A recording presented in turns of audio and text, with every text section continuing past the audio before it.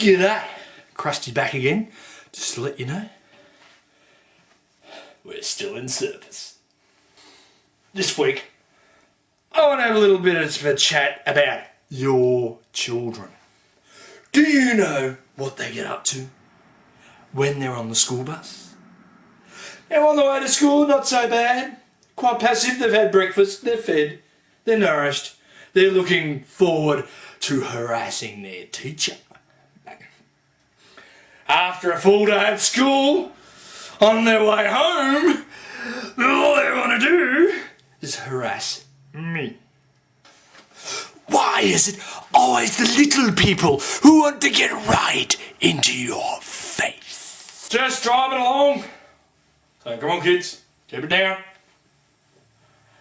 As the screaming and yelling and fits of laughter are carried on. Come on kids, keep it down. And then I hear, let's get the bus driver. All of a sudden, a grape comes flying past.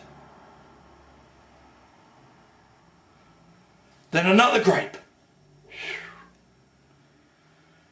Okay, here we go on another Crusty tour. 3, 4, 7 grapes flying down the front of the bus. I'm just waiting for the rest of the fruit bowl to arrive. I pull over into the next stop. Nobody wanted to get off. Except me. Well, I only put up with so much from someone else's spawned evil. Then, once I pulled over into the stop, I put my feet up, grabbed my newspaper, started reading, picked up a grape.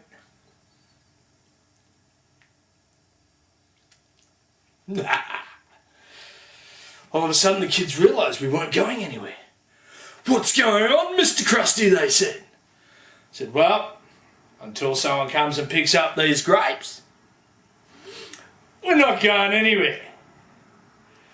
So one of them pipes up because they all know the letter of the law. So they think, well, Mr Crusty, this is kidnapping.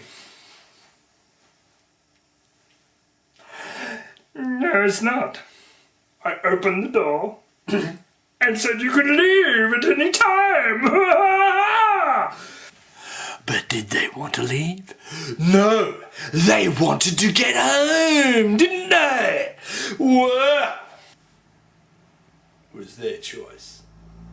Clean up these grapes, pick up the papers off the floor, make my bus shine, and I'll take you home. Up pops another one. We'll sue. Well, go for it, I said, because I am nothing but a bus driver. So what do you think you're gonna get? Sweet little nothing. Then they realised I was being serious.